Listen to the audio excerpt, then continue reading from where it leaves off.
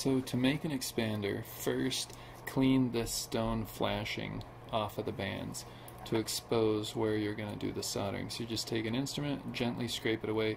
Don't remove any that's the gingiva. Flip it over, do the same on the other side, and it just flakes away nice and easy. So that's the first step. Next, you'll take a round burr on the lab Dremel tool and you'll remove this inside portion of the tooth that the band is on both sides. And be careful not to cut the band or scrape up against the band. You just want to get in here and remove this part so that you can then tack weld the next part together.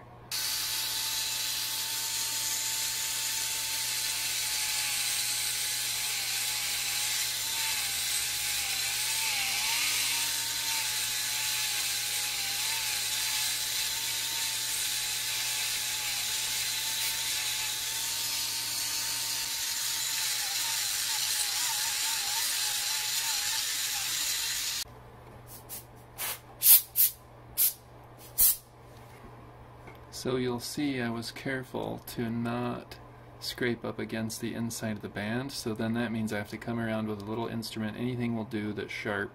So this is a broken end of a scaler, and I just get in there really good and trim that away from the inside of that band so that I can tack that on there. So you just clean the stone out from the inside of that band, because you just need the contact to touch the metal on both sides so that it will spot weld the little wire in there. Next, what you'll do is you'll size and cut this wire that's going to go on the inside of these teeth. So this is just 036 lab wire. You want it to go from the mesial of the first premolar or the first primary molar right here. You don't want to extend past that or it flares this canine out. So what I'll do is I'll just hold it into place right there with my thumb, and you want it to overlap the band here so that you can solder it into place.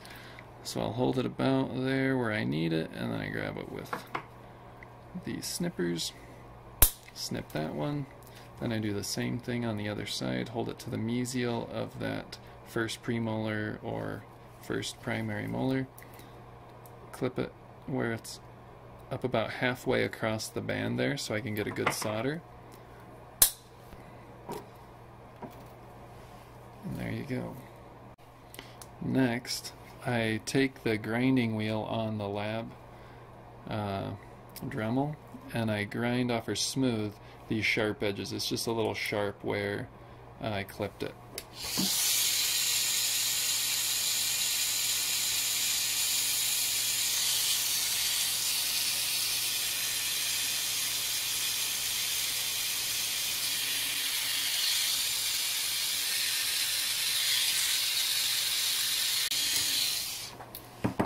So you don't do much, just take the sharp edge off. If you do this now, it's easier, it's less finishing work later when after you've soldered, you have to polish it less. So sometimes you have to bend it so it goes around a tooth right here. This one doesn't need it, but sometimes you have to put a little bend here so it touches this tooth and goes around this one and then touches the band. In this case we don't have to do that, but sometimes you have to do that. So now what you want is you want to tack weld it using this one here at the band so it stays put. So you want to hold it so that this wire is down here right where this tooth and gingiva meet.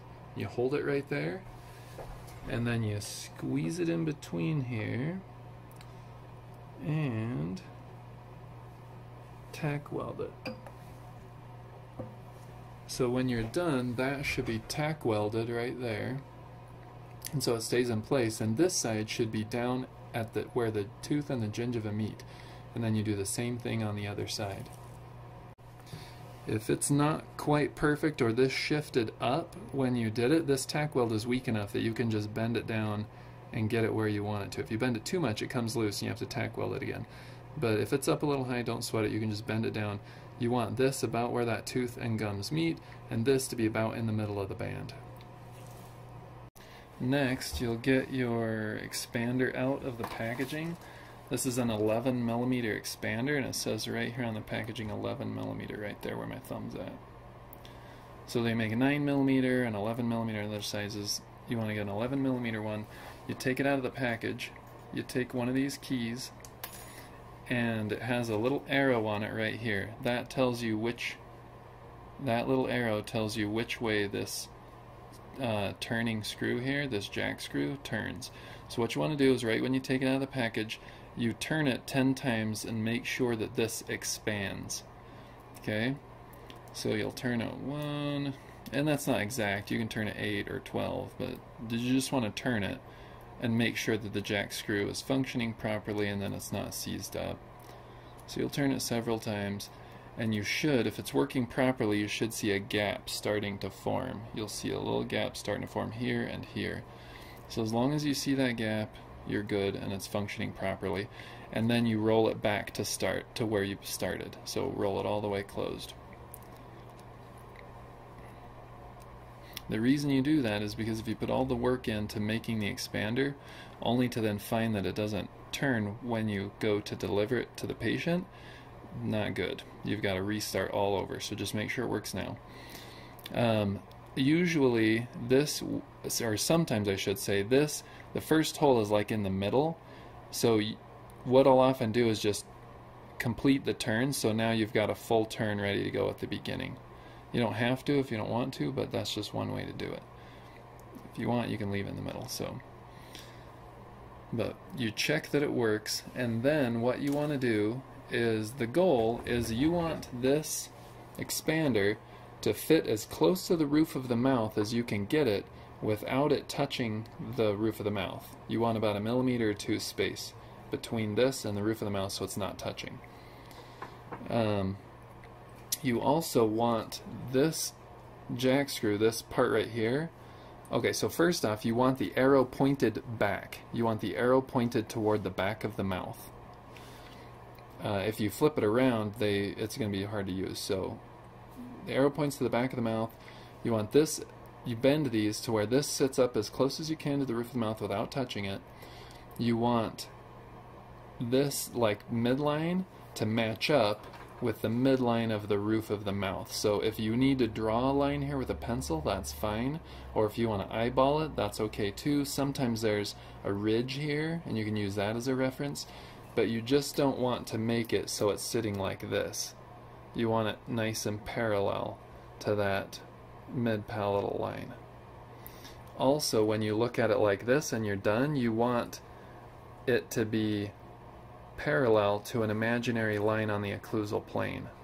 So if you picture a line that connects the occlusal surfaces of these teeth, you want this, when you're done, to be parallel to that line. You don't want it canted like that. You want it to be nice and parallel. So in order to get there, you'll take a Weingart and you grab a hold of it. There's a little gap here, and that's a good place to grab hold of this so that you don't mark it up. And you can get a good hold on it like this. So usually I'll have to bend these ones forward and in, and these ones in. So first I'll start by just grabbing these and bending them in like that. And I'll grab these back here. Make sure you get a good solid hold with your Weingart so it doesn't flop around on you. And you grab these, and I just, with my thumb, I'll bend them up and in. Or pardon me, forward and in. Same thing on this side. And then I'll just check and see kind of where we're at and get a ballpark.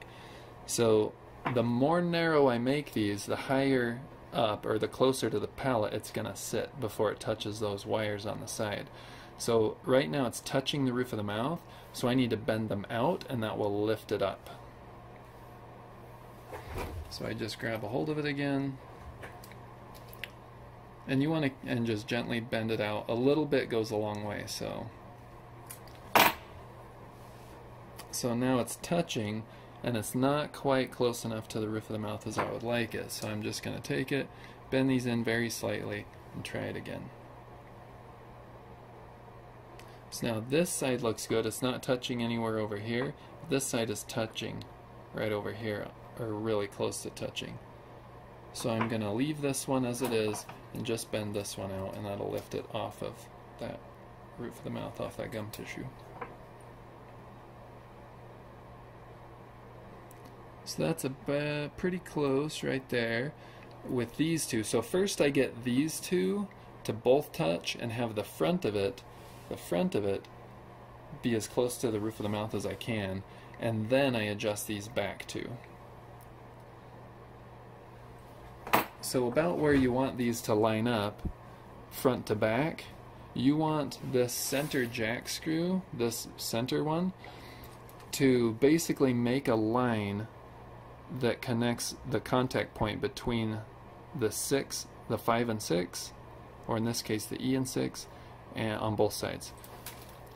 So you don't want it up here in the front, and you don't want it back here in the back of the mouth. You want it about there so that that jack screw draws a line basically between the contact of the 5 and 6. So that's where you'll hold it as you're adjusting the height.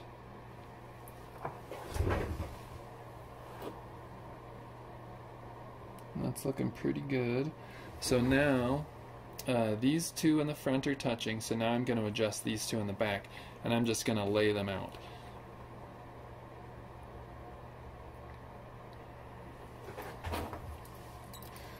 So the bends that I'm doing now are just putting bends in here and here.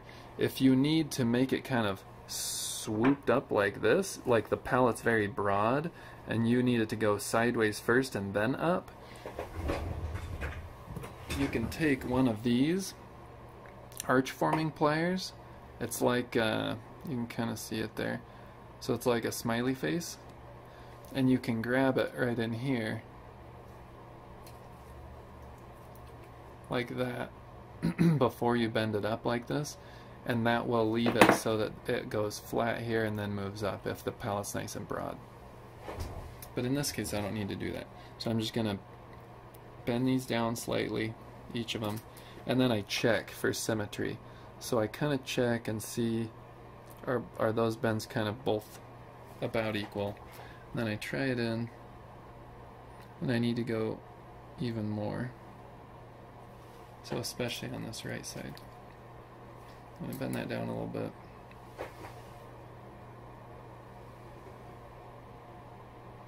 I can drop that front down just a little bit, so I'm going to bend these together just a touch.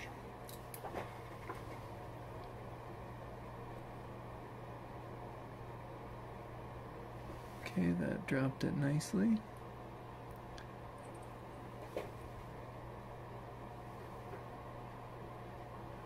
Okay, so I like where these three are touching, but this one needs to come out so that it will touch at the same time.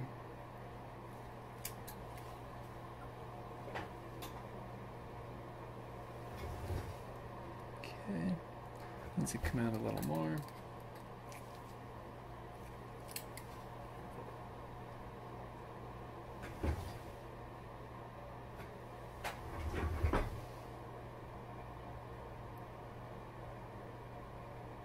Okay, so now I've got it to where the jack screw forms a line between the contact of the 5 and 6.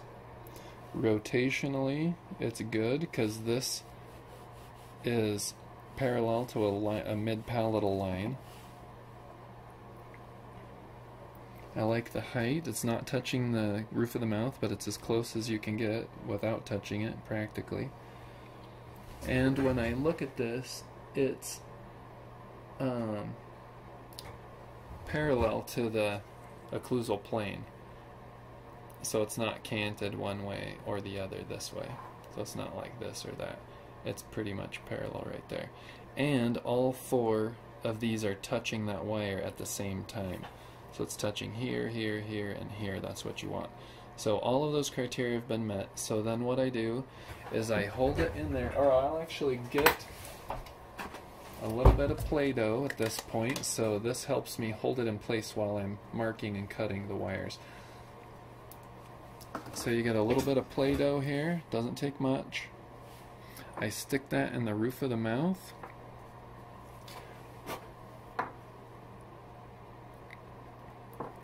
And that gives me a place to kind of seat this,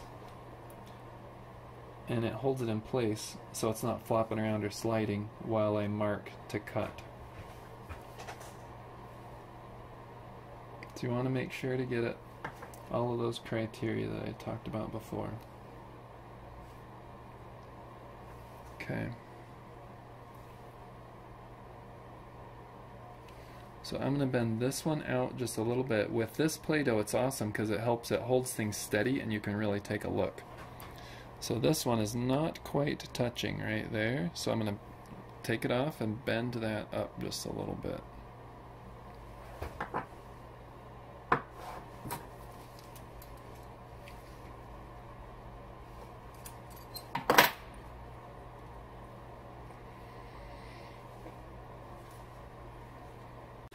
Okay, so once it's all in there the way I want it, all four of these are touching that wire and or the band.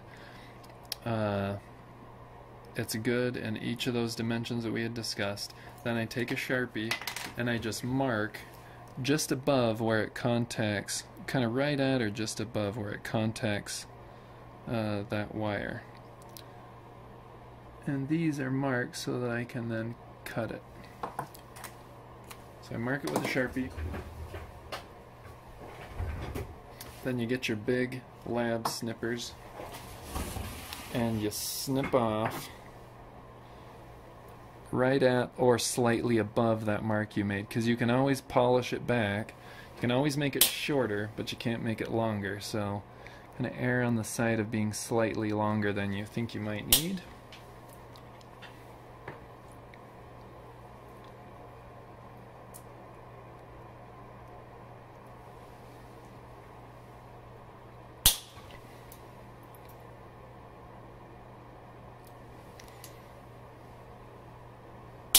You can always just cut those pointed into the garbage can, and that way they don't fly all over. Okay, so now from cutting those, these are kind of sharp as well, so I'll take that same stone on the lab tool and round these off, and that just makes it so when I'm done there's no sharp edges sticking through the solder that I then have to polish. So I'm just going to polish those real quick with this stone. Okay, so I polish these so now they're nice and rounded, and then this before made like a footprint right here, so you just kind of set it back in that footprint.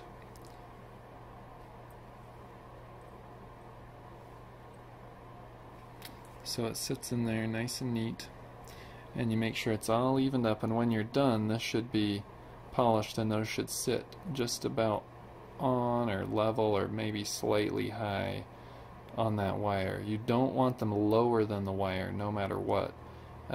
You want them on that wire so that when this expands and pushes, it's pushing on the wire. If it's below that wire and connected with solder, it's just pushing and that solder can come loose because it's not butted up against that wire. So just make sure these are at level or slightly higher than that wire. Okay, next step is soldering it together. So what you need to solder is your torch, something to light the torch with, in this case a lighter, your flux and a little brush to apply it, and your solder. And you need a little piece of paper towel about this size. And what you do is you fold this up to where it's fairly small, about like that, and then you get this wet, and that acts as a shield when you're soldering. I'll show you what that is. So I'm going to get this wet, and then we'll solder. Okay, first you apply your flux. So you get some on the brush here. There's a lot of water in this one. You get some on the brush and you just apply it wherever you want the solder to stick. This acts as kind of a cleanser, and it helps the solder stick to the metal, take off any impurities of the metal so that the solder will stick better. Do not get the solder inside the band. You do not want, or pardon me, don't get the flux inside the band, or it will make the solder want to go inside the band and then it won't fit. So just be very careful to keep it on the outside of the band. Get everywhere that you want solder to stick good and flexed. So that means this wire of the expander, it means this wire of the cross piece here, it means this side of the band. And don't be shy. It's you could get too much flux, but it's tough. You just want everything covered in flux, where you want the solder to stick. So here you want to make sure to get the expander, let me move my finger, the expander and the wire that's going to be soldered to.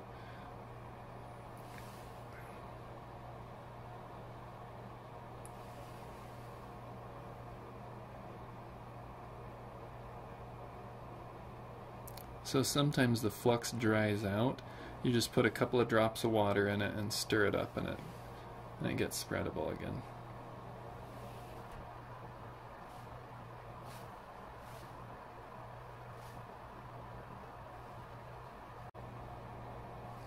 Okay, so once you get flux on all of those, you set it. Oh, you also need this little, like a stone pedestal to set it on. Always solder on one of these pedestals. If you solder on the countertop, the heat will melt the countertop and it'll make a giant mess, and you don't want that.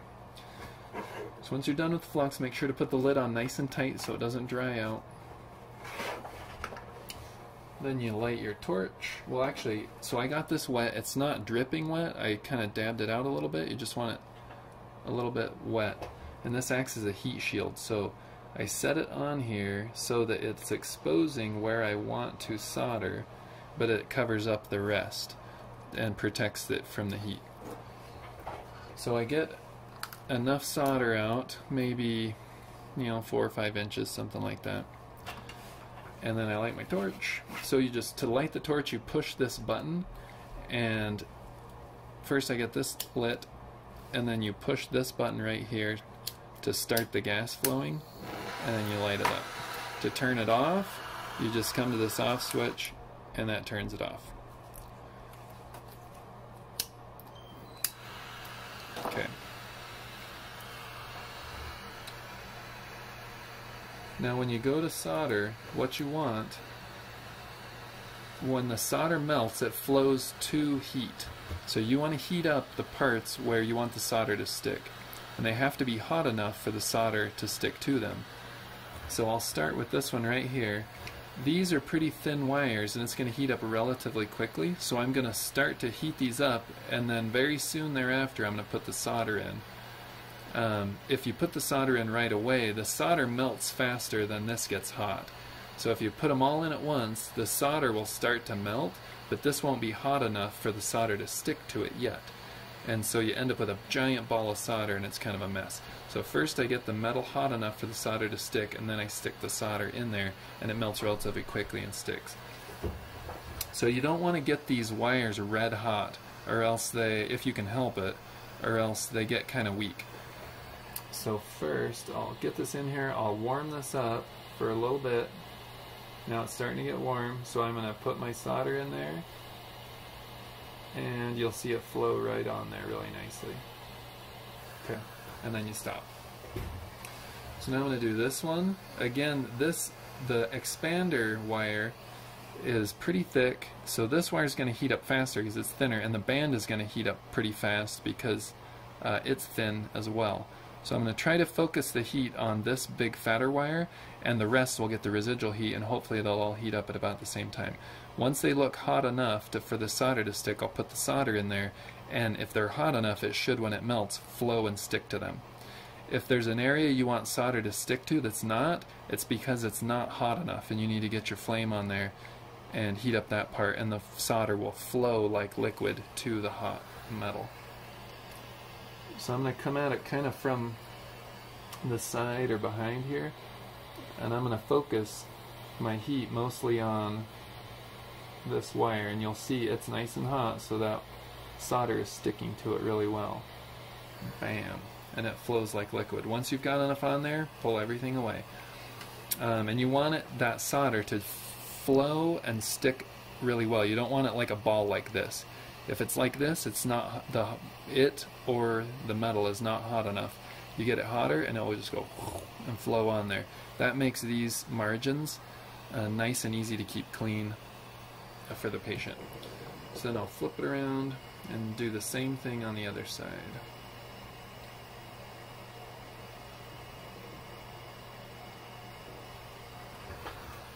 So I got my heat shield up. I start to warm this up. These should heat up relatively quickly, so I'm going to get my solder in there without too much delay. And bam, just a little bit of solder, just enough to cover things. If you get a giant gob of solder, it's hard to keep clean, it's not great. So the less solder the better, as long as it's covering everything you need it to.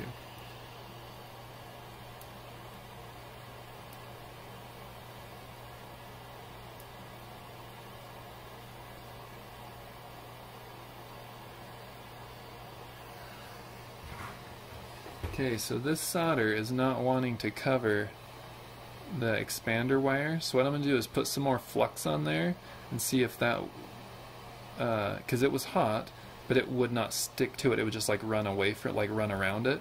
So often that's because it has impurities on it. So I'm going to put some more flux on there and then see if that will help the solder stick over that. Turn off my torch so I don't light myself on fire. Just get a little bit of flux. Just dab it on there really good. Okay. Light my torch. Now I just do the same thing again. So I heat it up. I get my solder in there and heat it up. So my solder was starting to melt and forming this ball right here that you can see, but it wasn't sticking yet. So I pull that away and heat the metal up more, and then I'll put the solder in. If you keep the solder in there, that ball will just get bigger and bigger and bigger and bigger, and then the metal will get hot enough and that whole ball will land on there all at once and you got a giant gob of solder. So I'm going to heat this up first. I got the solder in there a little too fast last time. So I'm going to heat this up, and then I'm going to get my solder in there. Okay, perfect. Okay, so that flux did the trick. So now to turn off my torch, I just flick this forward, the torch turns off. Okay, so you'll see the heat shield, it got a little dry. Usually I'll re-wet it between each side, but for the purpose of the video, got a little dry, got a little toasty, but no problem. And that helped protect the rest of this from getting hot, too hot. So now you go get it wet and quench it, and just to cool it off so you can then pop it off the cast. Okay, so I got it wet to cool it down, and now what you want to do is pop this off the cast. So one very easy way to do it is you take a rose-handled knife like this, a lab knife, you fit it up under the headgear tube right here, and then over the occlusal table of the premolar, or in this case the primary second molar, and you just pry. You just pry it like that, whoop, and it'll pop it off. So it just goes pop, and then you do the same thing on the other side. Pop, and then that comes off. So now you can throw this part away, and now you just clean all of this stone out of there. I just get the lab knife and I set it down to support the band so I don't twist or break it. And I just tap at it for a bit, and that usually pops it out. Bam, just like that. Now you'll see the super glue is stuck right here, so you need to clean off all that super glue. The way I do that is I just take the rose-handled knife, I put my thumb in here, and it just pops right off. So I just scrape it along like that, and that cleans it right off. There's going to be probably some on the inside as well, so I just stick the knife in there and clean that off. Make sure there's no glue on this back side or on the inside there, which there's not. Awesome. And I do the same thing to the other side. So I just set this down on there, give it some light taps. You don't want to get too rough or you can bend these bands. So I should pop it out of there. Then I clean off the glue, outside and inside, outside and inside. And then I take it over to the sink and I scrub it with a wire brush. Okay, so final step is I bring it over to the sink, and underwater I take a steel bristle brush and I just brush it really good. What this does is it cleans out any little bits of stone, because sometimes stone will get up here. My focus is, weird. You want to get out any stone that's up around the hooks in here. Also, you want to clean off, the flux leaves like a crystalline substance behind, and you can brush that off with a steel brush. So you brush off all the flux. So you brush really well everywhere that's soldered. You brush around the band and around the hooks and make sure there's no stone left in there. And you can get in here and clean the inside of the band if there's any stone on the inside. So that's what I do now.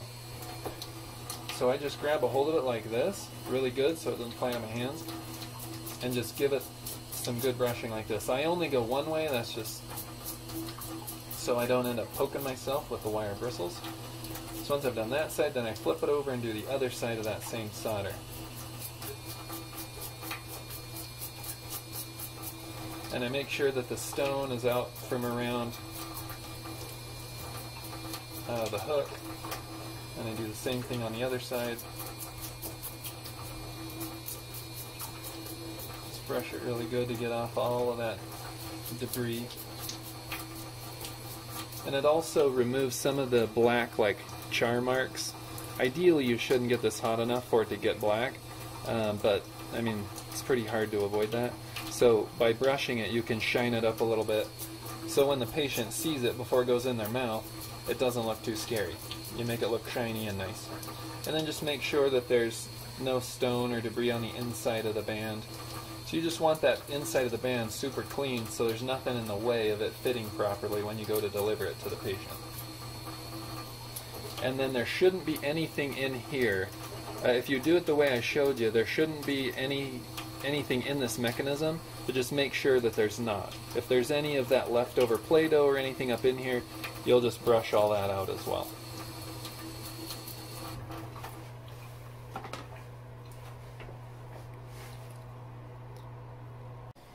Okay, the very last step is to check and make sure that there's no sharp angles. So right up in here, you want to make sure that this is not sharp or pokey, that everything is nice and smooth and rounded. So that's why I polish these pieces before I solder. So hopefully at the end, I have very little work to do to polish these and make it so they're not sharp. Now, this part is a little bit sharp right there. It's not sharp, but it's a little bit high or pokey a little bit. And here, these others are looking pretty good. So I'm going to get this wheel, the same grinding wheel, and just give that a light rounding over.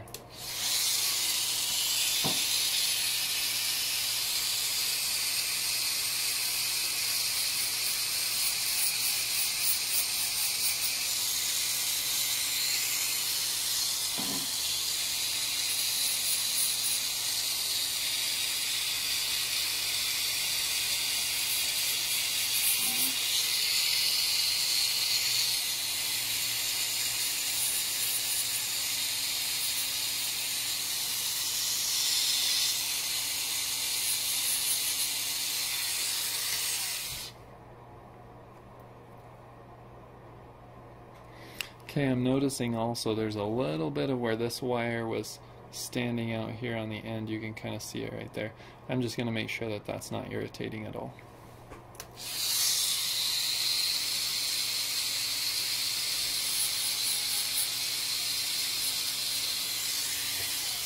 Okay, be careful to never touch the band with this grinding wheel. The band is really thin and you can easily grind through it with your instrument. So that's why when you're cutting away the stone at the beginning process, you don't touch the band with the burr, don't touch the band with the grinding wheel. This is really thin, and if you do, you can weaken it and it makes it possible that it can break after it's been in the patient's mouth for a while. Alright, so that is a finished product. You just want everything to be smooth and rounded, nothing to be sharp. You'll notice that all of the solder where it touches the band flows in really nicely, so it's not rounded, it flows on nice and flat. And this one is the best example of one that's rounded. You don't want it to look like this. I got a little too much solder on here, so I'll probably go back in here and polish some of this out. Just style points, you know. The patient won't care and it doesn't make any difference, but you want a premium product when you're done. So I'll go in here and polish a little bit of this out. But other than that, it looks really good.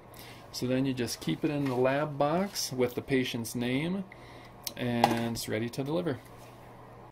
Please don't go, I need you so I